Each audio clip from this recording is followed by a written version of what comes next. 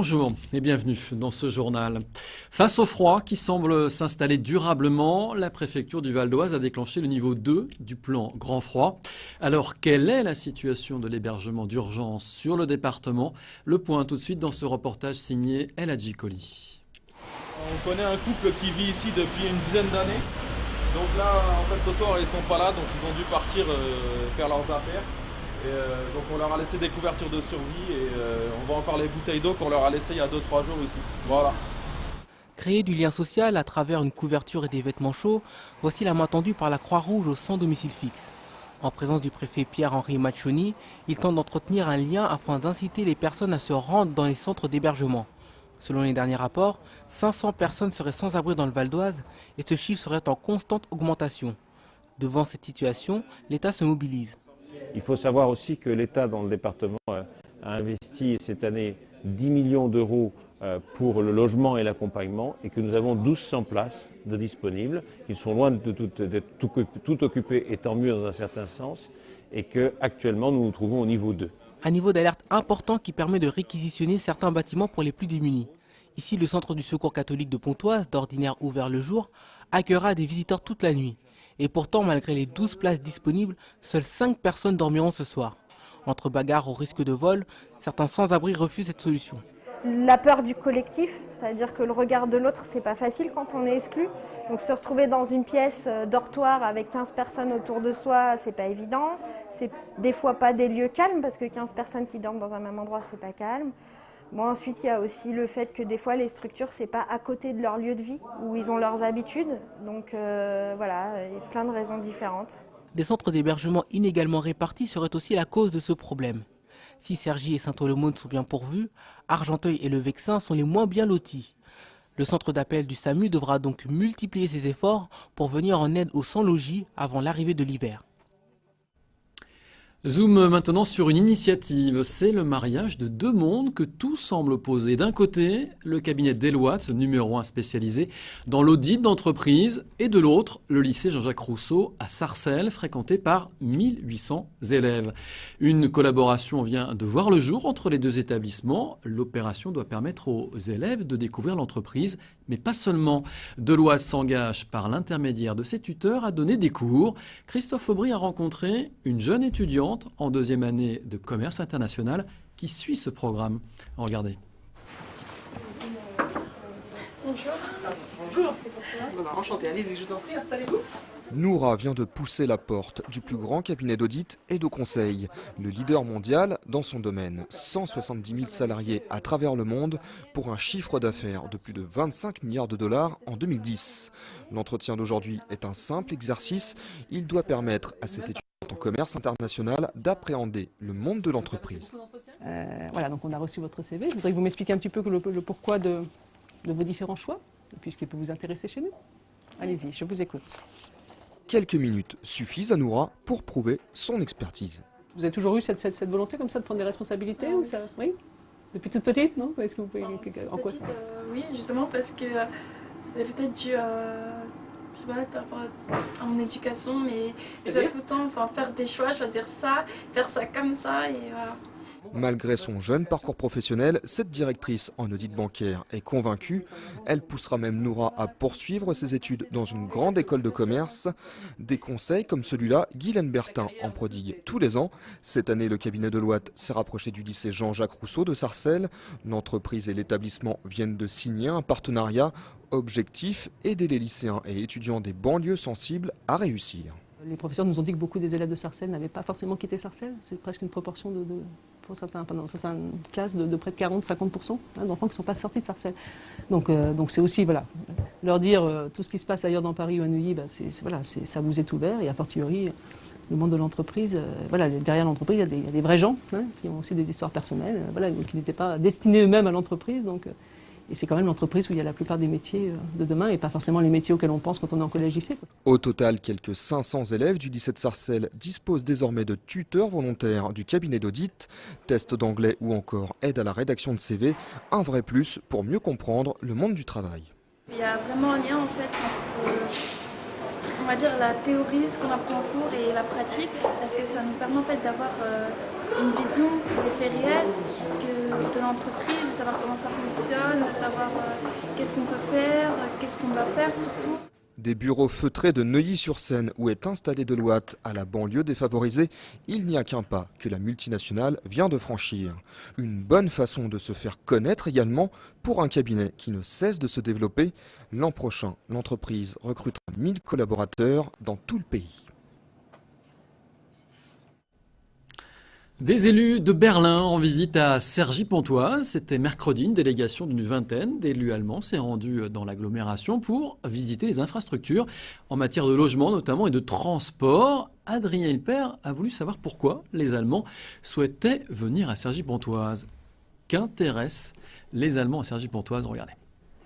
Visiter Cergy-Pontoise pour s'en inspirer pour les futurs aménagements du Grand Berlin. L'idée peut paraître saugrenue et pourtant c'est bien la démarche de ces élus de la Chambre des députés de Berlin.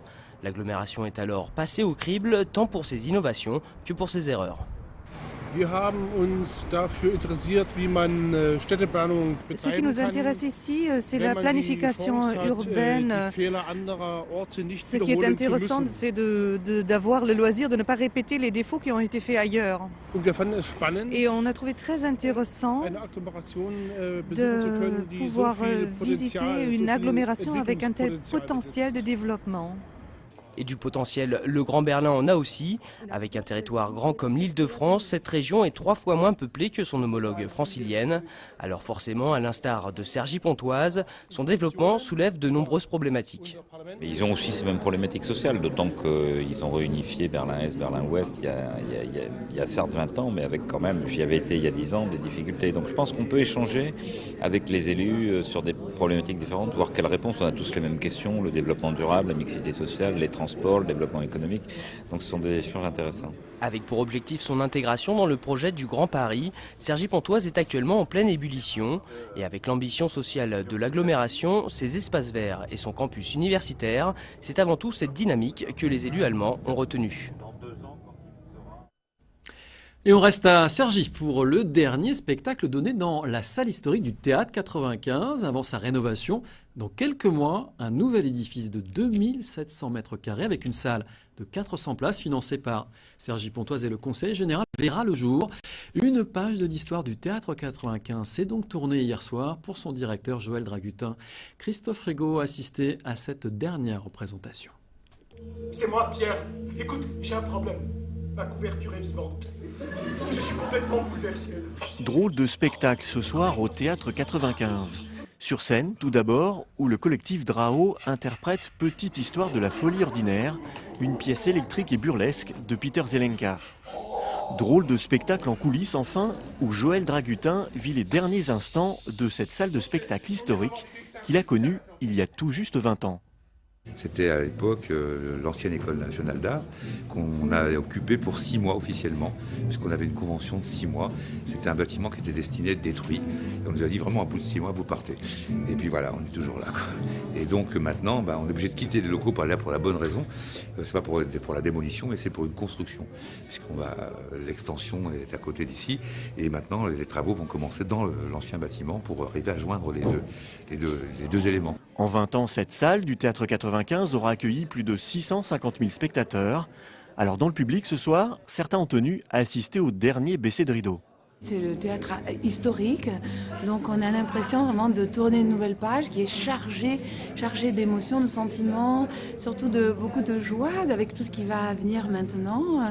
C'est très émouvant et c'était une belle soirée. Il s'est passé tellement de choses, j'y ai vu des débats, j'ai vu des spectacles, mais c'est vrai que c'est bien aussi d'avoir un autre, de toute façon pour le Val d'Oise c'est bien, puis il y a de ça, on peut aller au théâtre, donc c'est formidable. Pour fêter cette dernière, les spectateurs du Théâtre 95 ont eu droit à un concert de jazz manouche au Café de la Plage. Mais pendant les travaux, le spectacle ne s'arrête pas pour autant. La saison du Théâtre 95 sera itinérante. Les spectacles seront accueillis dans différents lieux de l'agglomération de Cergy-Pontoise avant l'ouverture de la nouvelle salle prévue pour le dernier trimestre 2011. On vous en avait parlé en début de semaine. Souvenez-vous, l'opération Noël pour tous, organisée par la STIO et le Secours populaire, qui récoltait vos jouets sur Cergy-Pontoise, eh bien, elle a été un véritable succès. Cette année, 4 bus ont pu être remplis de jouets grâce à vos dons, soit un de plus par rapport aux années précédentes. Le tout a été remis à la responsable du Secours populaire, qui distribuera donc tous ces cadeaux aux parents afin que ces derniers puissent garder aux yeux de leurs enfants le rôle de Papa Noël. Allez, du sport. En bref, vendredi et samedi soir, Florent Amodiot s'élancera sur la glace de Tours pour défendre son titre de champion de France élite de patinage artistique. Brian Joubert sera de la partie, mais l'ancien élève de Bernard Glaser, Fabien, est serein avant le début de la compétition. Retrouvez l'interview du champion valdosien sur vonews.fr. Et on termine notre série hebdomadaire maintenant consacrée aux animations et initiatives à l'approche de Noël. Depuis quelques années, les communes organisent des concours d'illumination pour les particuliers. Alors, comment cela fonctionne? Les explications d'Adrien Hilpert qui a suivi un jury à Argenteuil.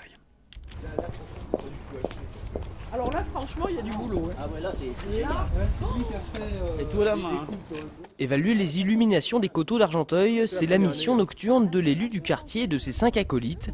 Avec une vingtaine de maisons au programme, le jury envoie de toutes les couleurs. Il y a d'autres à voir, mais pour l'instant, c'est l'avantage. Celui sur Joffre, quand même. Hein, l'avantage de celui-ci, c'est que c'est du fait main, en fait. C'est pas acheté. C'est quelqu'un qui a construit quelque chose. Donc c'est très original.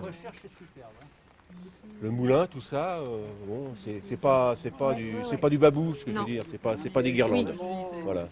Et l'originalité fait partie des 4 critères de sélection, avec la qualité de l'agencement des décorations, l'esthétique et la visibilité depuis la rue. Il y a du travail et ça, c'est joli par rapport à la rue, c'est bien.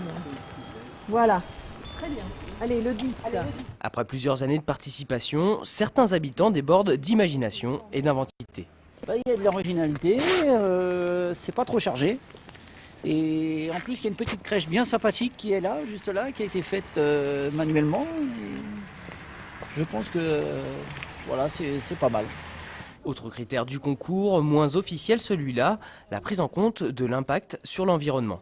Dans le concours, on fait attention à ça, à savoir que les gens qui utilisent des LED vont être mieux notés parce que justement, ils prennent en compte la dimension écologique et donc ça, c'est pris en compte et c'est important. Sur le parcours du jury, nombreuses sont les maisons illuminées sans pour autant participer au concours. Des installations qui peuvent nécessiter plusieurs heures de préparation. D'autres, en revanche, sont beaucoup plus minimalistes. L'essentiel, c'est de participer, sans doute. Oh, je vais lui mettre 3, tiens.